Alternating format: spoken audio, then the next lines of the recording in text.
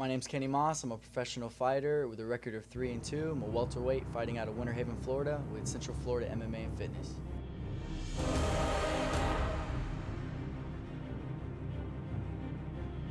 I first got into fighting, I was a senior in high school, weighing in about 240 pounds. I was a pretty big dude. I'm a really laid back type of guy, always had lots of friends, always, been friends with everyone, all sorts of different types. I trained for a year and a month, had my first pro fight at the age of 19, weighing in at 169 pounds, so I lost about 70 pounds within that year. Really changed my whole lifestyle. I trained in jiu-jitsu, boxing, kickboxing, a lot of wrestling, Muay Thai, did a lot of shoot fighting, a lot of different styles. I've done some grappling tournaments, some kickboxing matches, boxing matches. I've won NAGA over in Orlando.